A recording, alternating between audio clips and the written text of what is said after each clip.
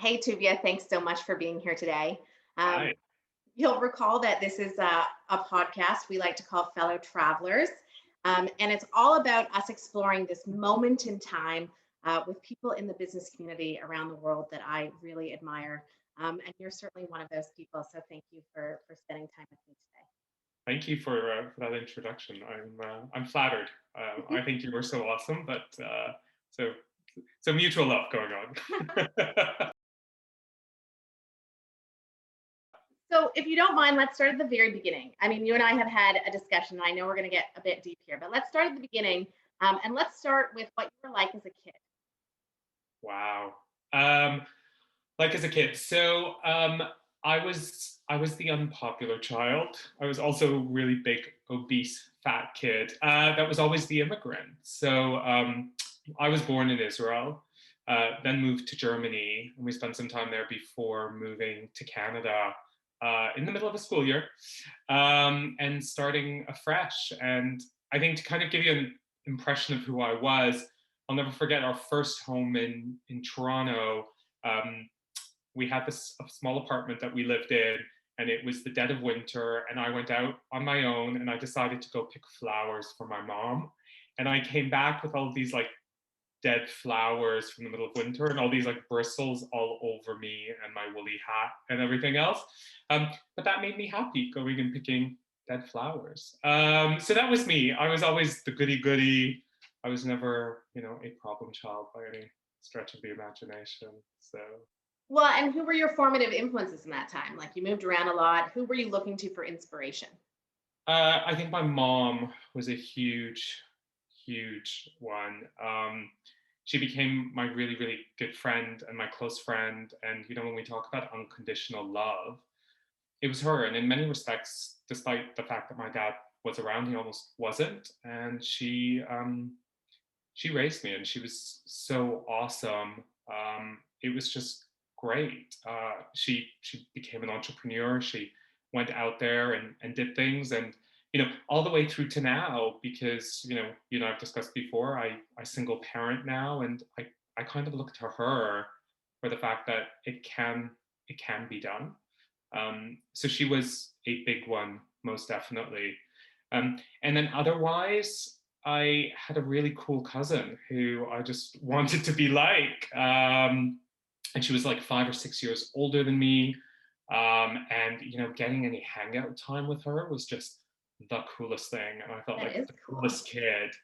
Um, so yeah, I think between the two of them, it seems that I had lots of female role models. And moving forward, when did you come out? I mean, I read a story about you waking up your mom in the middle of the night, and I Yeah. am dying to hear.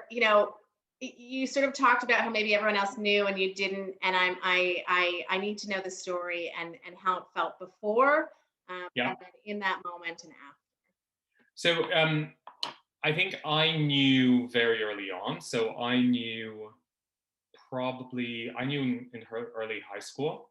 Elementary school, I had girlfriends, which was super, super cool. But my notion of having a girlfriend then, I look back, was I would bake and bring food in on Monday morning and we would write poetry for each other. So super, super romantic. Um, but I always knew I was different. And I probably started exploring that side of myself through high school, but wasn't willing to come to terms or accept it. So my first trip down to the gay village, to Church Street, happened in high school. It was scary to go and do, but I went to university and started my degree at U of T, and I was dating girls because I just necessarily wasn't quite ready for it. But I was probably 19 or 20 when I finally decided I knew what I was and it was okay. I came to terms with it. And that's when I woke my mom up. Um, it was tough. It was a journey. I think the biggest thing for me, Shelby, wasn't that I was gay, it was what I had to grieve Mhm. as a result of admitting that I was coming out, because I always had this view that I wanted to have a family, the 2.2 kids, the white picket fence. And being gay back then meant that was never going to happen. It really wasn't legal for people who are LGBT to have families. The Ontario Supreme Court was just about to start looking at cases around same-sex parenting. And there was so much hate and bullying, right? So even if it was possible with everything I was going through, why would I put a child through that? That was really selfish. So that took me a long time to wrap my arms around and to get comfortable with that grieving process, to accept that my life was not going to be what I had hoped it was going to be. Well, we know, I mean, I don't ever talk about this, certainly not publicly. So this is like a real moment for me too. Like I also grew up in a non-traditional family where I had LGBT parents in my life. And as a result, when I hear you talk about having, this time in the 70s and 80s when it was all about AIDS and, I mean, that was so much a part of my childhood. And so if we go back there, I'm curious, like, how did you, I don't know, um, it seems like a really interesting time in life. And how did you start to become more and more comfortable as you sort of unfold through that journey in law school and then sort of in your early corporate life? Look, it's interesting that you talk about, the AIDS piece and the AIDS epidemic.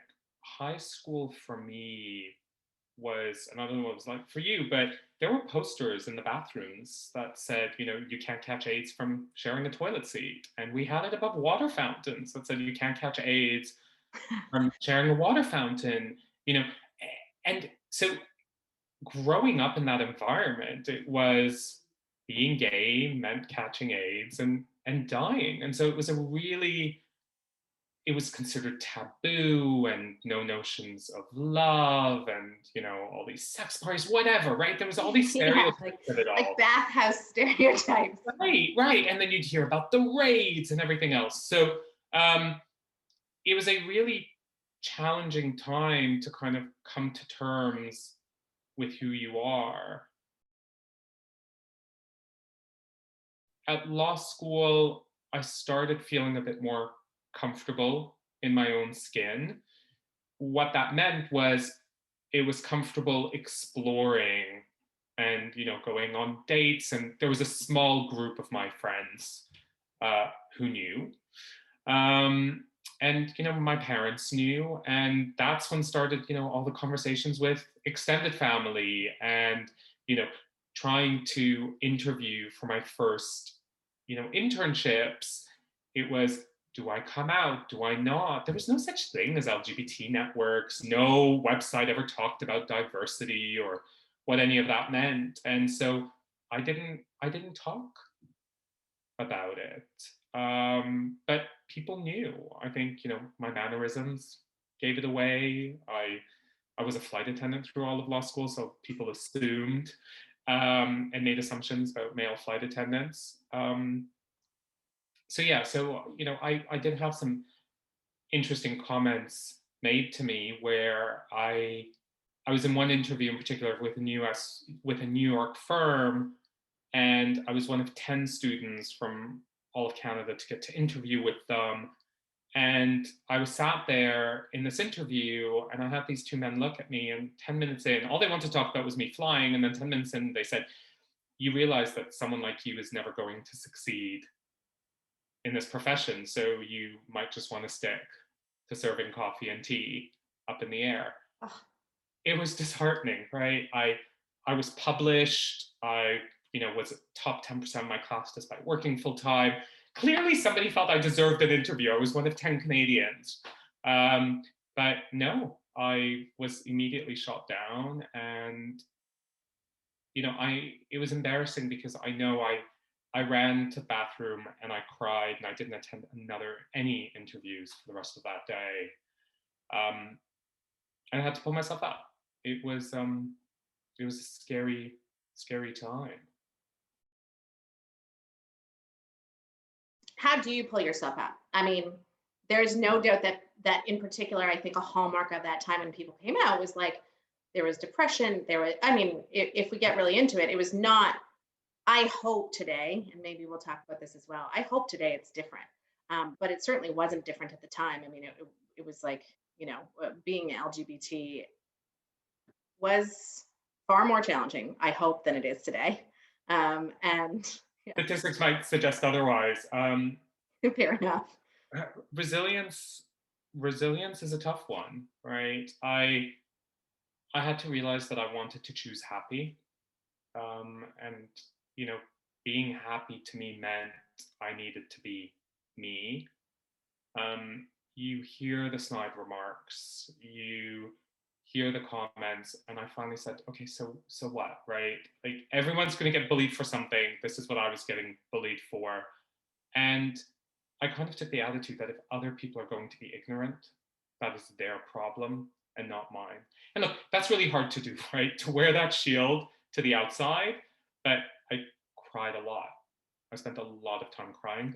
I I did see somebody for a while, to get some mental health support to talk through the emotions and what it all means. Journaling wasn't really a thing back then. It's something that I do now. I wish someone had told me back then. I wasn't going to let it define me, if that makes any sense, right? All those people that said to me that I couldn't achieve or I couldn't do just because of who I loved, it was like, you know what? No, I'm going to so overcome all of this and show you. Well, and what would you say to people being bullied like in that moment? I mean, you know, I just I have this thing where I just smile bigger, even, or I laugh, or I have this moment where I think I just like I try and let it wash over me. But I'm curious what you say to sort of younger folks who are faced with all sorts of challenges at work, Yeah. where people are making assumptions about them. But the bullying, I think my biggest comment now, and I know it's harder to believe than to see it in reality, is that those people that are bullying you, it's their own insecurities, and they, to a certain degree, they almost feel threatened by you sometimes because they just don't know how to react, and they don't know how to accept it and how to deal with it, and so you almost feel like a threat to them, and that's their problem, not yours. And that's a big mantra that I had to get comfortable with, is that that's your problem, not mine. So don't make it my problem. And look, easier said than done, obviously, when you're dependent on a job and trying to get somewhere. But when you find that courage the first time to say that, it is amazing how empowering that is. And you start realizing that you have a strength inside of you. And every time you can turn around and say, this is your problem, not mine, it kind of just grows inside of you. When did your advocacy become a mission? Like it's really become, I would say, a vocation, looking at your career and what you've been able to achieve. And I'm curious, at what moment sort of trying to be resilient for yourself and trying to be strong for the outside world then became about role modeling. So for me, it was about, people laugh, but I totally turn around and say, I want to change the world. And I plan on changing the world, right? And the way I plan on doing it is by helping real people, one person at a time, right? And if I can help one person every time that I speak or I engage or I do a panel or do something, then I know I've done good for that day. And then that person's going to get some strength. And I can, someone's laughed at me once going, you're going to try to create a little army of Tuvias. And I'm like, yeah, why not? Why can't I give and empower all these people to have fire in their belly to stand up and share that strength? If they find it and they see they can do it, right? I hope they turn around and give back by doing it for someone else, right? And it ripples.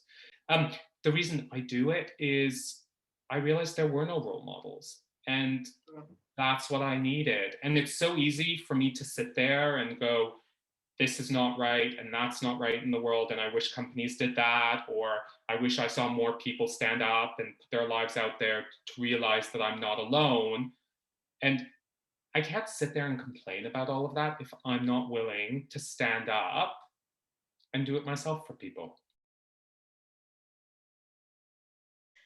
Let's turn to to being sort of a corporate role model just for a second before we go back to the personal. Okay. I'm curious how you think it makes sense to address sort of advocacy without being accused of, and I haven't thrown this one at you before, so you know, Okay.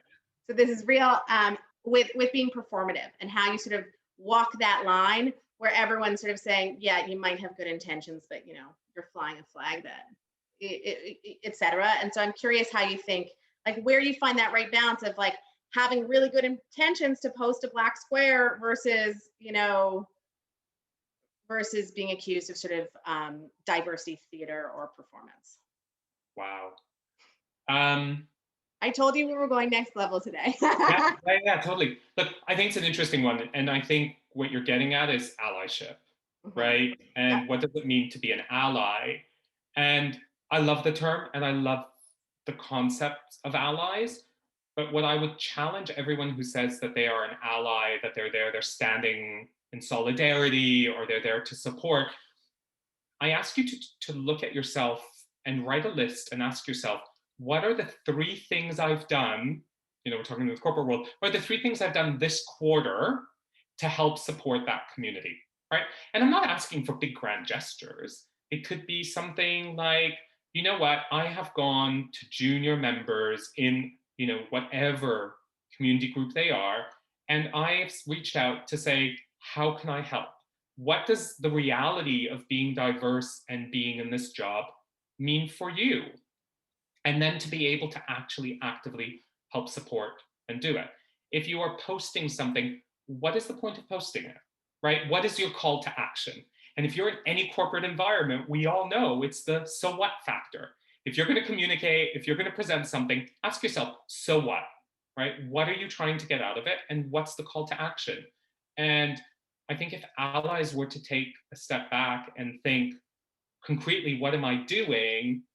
Then you'll see that we have real seismic change happening because we need the majority in order to be able to drive that change.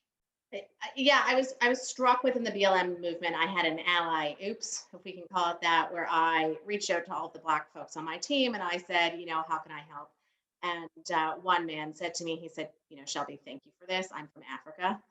This isn't something that's really a moment that's speaking to me right now, but appreciate the call, but realize my experience within an experience is quite different than your sort of box that you've had me in. And I appreciated being called in.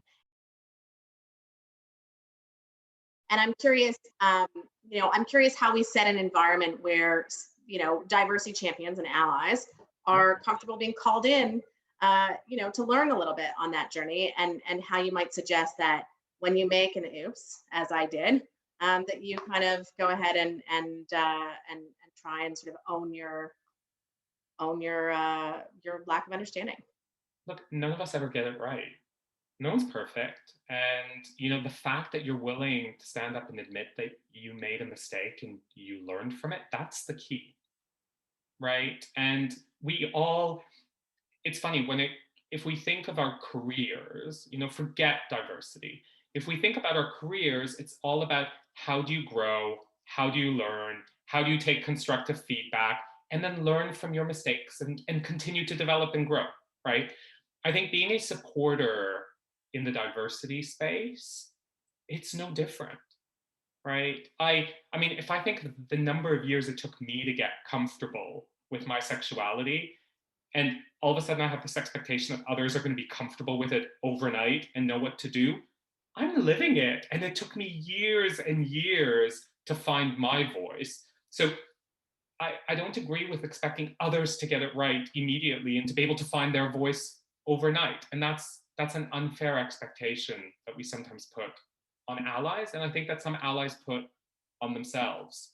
But we're never going to get it right. Look, I get it wrong sometimes. It was an interesting one. So my son and I were out on vacation, and there was a child in one of the kind of children's day camp situations, and you know we were speaking at dinner, and that evening, and I said, "Oh, am I right in thinking that? Did you see? I think that child is trans, and isn't it so great?" And he cut me off, and he goes, "Yeah, he actually prefers being called she, And she is, but why do we even need to talk about it? Like, why are you making a big deal? She is, and that's it. And so I was Wow. trying to, I was trying to point it out, going, look, there's diversity, isn't it great? And he turned it around on me and said, why are you making a big deal about it? Because you didn't point out any other child, right? And I thought to myself, geez, you're right. So in an effort to try to show more diversity and how accepting I can be of it, and we can talk about it, I was actually called out for it. So look, none of us are going to get it right 100% of the time, and just take it on the chin and be open to learning and to growing. And I think that then we have this concept of intersectionality and like real individualism. And I think you put it best once by saying the authenticity equation is broken. And I'm curious if you could speak a little bit more about that and where you think we might improve the authenticity equation. Yeah. So yeah, I brought that up in my TED talk, and I said that diversity plus inclusion does not equal authenticity, and that I think all of the focus on diversity and inclusion is actually breaking the ability for people to be authentic, and that's the key. So what do I mean by that? So diversity is a statement of fact, right? Like, I don't know why we spend so much time talking about it. It just is what it is. It's factual. Inclusion is obviously, do we make people feel that they can be who they are and welcome? And what I love is a lot of people talking about equity now, right? And is it a level playing field, realizing that different people might start at different points because of where they are. The difficulty is that the world continues to use this 1980s IBM model when it comes to inclusion. And I'm so proud of IBM for what they've done, but we continue to focus on the fact, right, we've got all of these different categories of people who need support, and so we are going to do dedicated programming, and it almost becomes like little clubs. And while I understand why there is need, and there is definitely benefit for all these employee resource groups, what it does do is it creates almost, this self-ghettoization across communities. And rather than focusing on similarities, we are focusing on difference, right? And that somehow each one of us needs to fit into one of these categories, and we can't fit into multiple.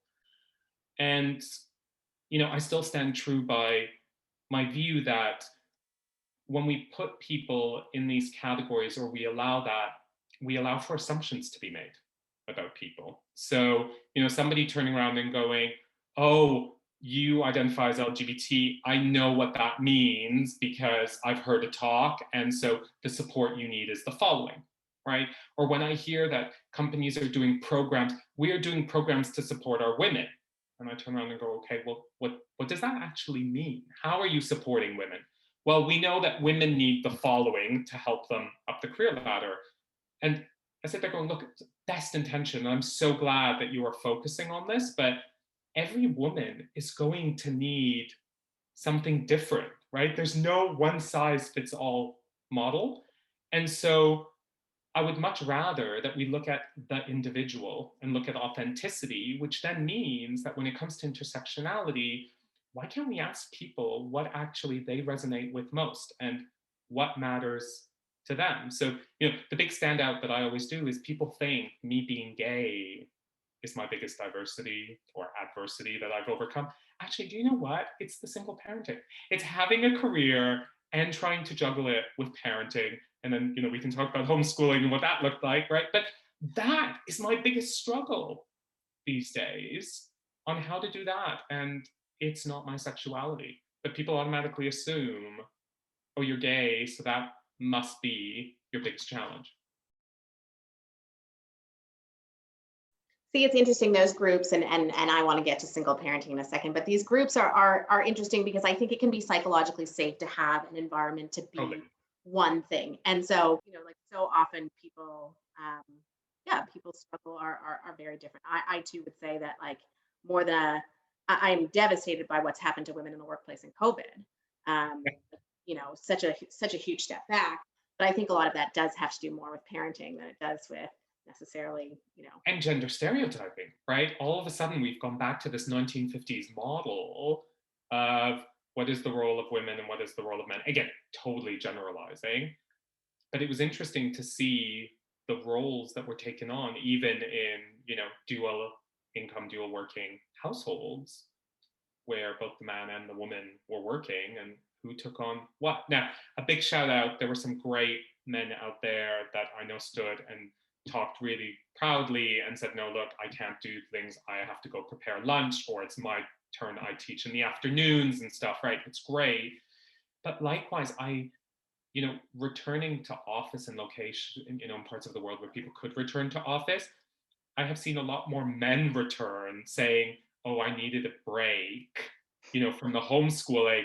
And somehow like that comment is okay to leave, their wives at home with the children. And I just thought to myself, like, wow, like what are we doing for gender equality with statements like that, especially since there's been such a push pre-COVID, for shared parental leave and to make space for dads to feel empowered to say, you know what, I want to take primary caregiver leave. I want to be at home helping raise children, and to say that that's okay. Because if we're saying that we want to help women, one way to help women is to make sure that men go home and help with the children, right?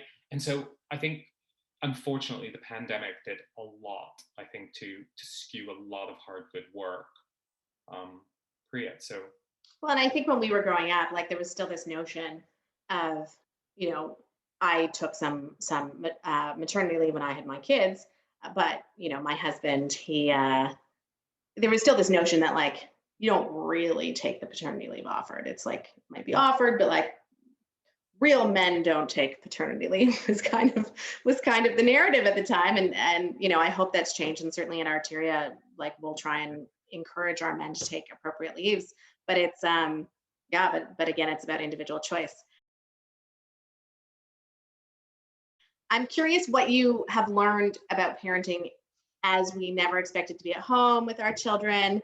And you obviously have an amazing 10-year-old son who we should talk about because he is unbelievable.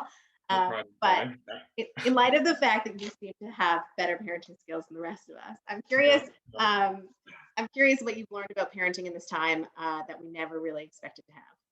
So I learned that I have really poor patience, and that I am not a good teacher, and that somehow teaching in a professional context is totally different to teaching in a home context. The other thing that I realized, which was a real stop point for me from a leadership perspective, was how, you talked about the fact that I talk about different Tuvias or different, Barbies, so to speak, right? That the corporate Tuvia and the home Tuvia or the parenting Tuvia were so starkly different. Mm-hmm. And what I mean by that is I would be on a call and I'd need to be in, corporate zone. And then all of a sudden I'd come off a call and he needed some help, or I had to go switch. And I had to switch who I was. And all of a sudden my tone needed to change, my demeanor needed to change, my patience levels needed to change, and just generally how I approached and engaged. And I thought to myself, like, I'm giving myself too much credit. Actually, my son called me out and he said, you are no fun. Because all he heard all of a sudden was what corporate me sounded like all day long. And he said, my God, you boss a lot of people around and you tell people what to do. And I thought to myself, no, that's not the type of leader that I am. And it was amazing to hear him, because children see everything so black and white, right? And they're not afraid to tell you how it is. And so I need to thank him, because I think it's made me hopefully a better leader. I don't know how my leadership team feels about that, but because I had to really take a step back and say, do I actually come across as bossing so much? And why do I feel I need to be so different in how I engage, with people at work versus my son? And I appreciate there's an age thing and there's a whole host of factors there, right? But there must be some happy medium that it shouldn't be such a stark difference. And I think that's why I struggled with homeschooling, because I felt I had to be parent and teacher and friend and, you know, and the corporate me and try to hide some of that. It was just, there was so much going on. And I was trying to compartmentalize it all in my brain, forgetting that I'm all these things all at once. So long-winded way to say, I learned I'm not a good teacher. I learned that I had to learn a lot about being a better leader with my people. And that comment around I'm not fun really resonated with me. So. But the fact is, your son is quite extraordinary. So I want you to. He's not a shy wallflower. Let's put it that way. Your son is clearly values driven. Just to tell a story for those who are listening, I was talking a little bit about growing up in a different time, and Tuvia's son came and gave me comfort and really like offered empathy in a way that, I mean, I have an 8-year-old, not a 10-year-old, but my 8-year-old probably would have, come, asked for some candy, and then departed the room. And so the fact that he like came back of his own accord to offer some empathy about my life experience, I thought was truly, I mean, it was unbelievable. And I'm curious how you think about instilling those sorts of values. And I mean, you obviously got some of it right while working to be more fun. But I'm curious how you sort of thought about instilling those values in your son. First of all, thank you for that. It's I think I've done some things right, but I think I've stolen some things from him as well, a certain innocence, right? So in some respects, I think he's become so mature and so grown up because I've never shied away from having those real conversations about what really goes on in life.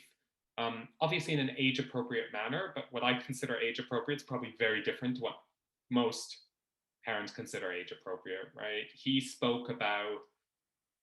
was able to talk and explain the difference between what trans meant and what a drag queen was, at Pride, and then took it into the classroom when he was probably 7 years old. So in the vein of you saying pride is about being fearless, I think we should layer on one more, which is about the fact that one of the things I talk to my children a lot about these days, and I'm curious how you talk to your son about this, is about being Jewish. And I really think it's an interesting time in this world to talk about being Jewish. I mean, if we look at what's happening globally, just to throw it out there, obviously there's a rise in anti-Semitism around the world. But in addition, we forget that while Jews account for something like 2% of the population, for religious-based hate crimes, it's 68%. So it's really a challenge here. So, in some ways you talk about having stolen something from your son, and I understand that, but I also think without arming him appropriately, how do you really get people prepared? And I'm curious if you started to have conversations with him about what it is to be Jewish in this world as well. So I want to play out on something that you said. You said that there's a lot of people talking around what it means to be Jewish. I think actually no one's talking about the anti-Semitism. And I think that's problem number one, right? Yes, so agreed. You and I should maybe pick up on that because I think that everything else. Calling me out because even my language is weird about it, right? I'm like so tentative about it. Because everything else, right? Every other movement, every other sense of hate that we've seen around the world, people are talking about. And the rise in anti-Semitism, everyone seems to be afraid to talk about it. I don't think people are alive to it, but they don't know how to respond or if it's okay to respond. And that's one that I don't get. But you mentioned Pride as well. It's been really hard for me with the rise in anti-Semitism in London and seeing, the chants and the marches and the swastikas and, the horrible threats and what's happening in New York and what we're seeing in Toronto, like all over the world, right? Let's be real. There was something that happened politically with a government decision in the Middle East, and I'm not about to get into that conflict, how that translates to, a religion, a race, an entire culture, an entire community around the world being held accountable for what's going on by a government's choice, that's where the hate is right now. And, we talk about psychological safety, and we talk about what the world is doing and how people respond. Social media has become a really scary place now. I think social media has a lot to account for, but in every other incidence of hate, there has been both sides, right? And there has been support. And with the rise in anti-Semitism, all I'm seeing is hate. And I'm not seeing anyone, and any of the advocates who stand up and are allies and will stand up and always say, look, there's two sides to everything, but at the end of the day, we need to find common ground, and there are certain basics of acceptance and of love, and hate messages are never okay, that are all of a sudden silent on this issue. And I don't know why. For any other community, as you say, when there were attacks on the Muslim community in London, Ontario here, like Mhm. I felt outraged on behalf of all communities, when obviously when George Floyd was murdered, and I want to feel that same outrage for my own community, and I want to feel comfortable that, that's okay. And so, Hate is not okay, hate right? is not And okay. and I think it's that simple. It is, everyone tries to complicate all of these diversity issues and whatnot, right?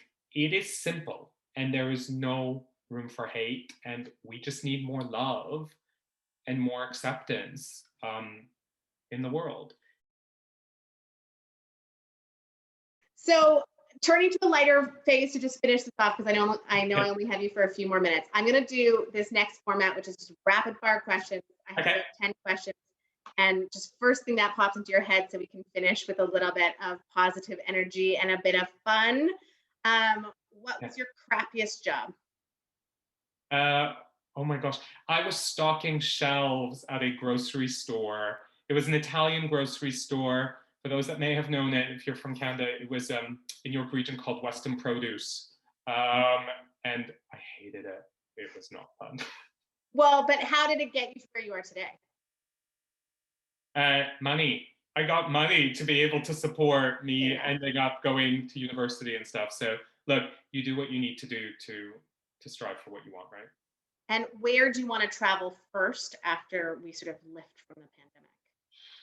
Um, I just need family time because my family is divided up all over the place.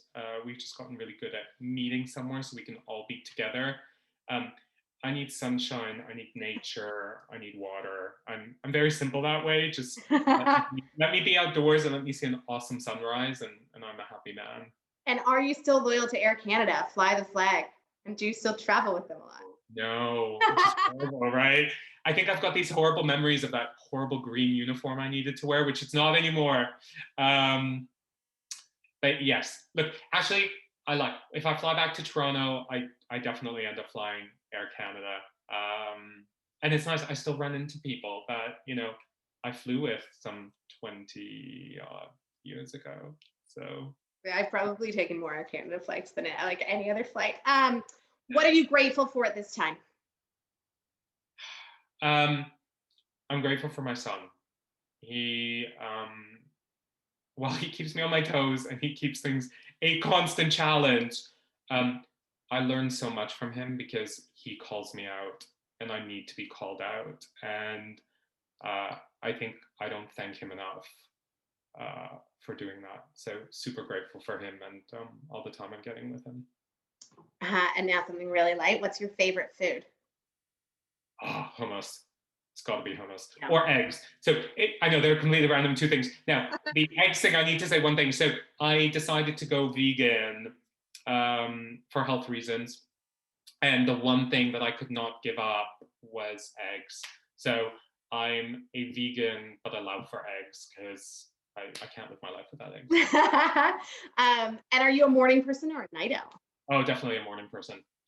So easily up at 4, 5, but like come 9 p.m., I need to start crawling into bed with a book.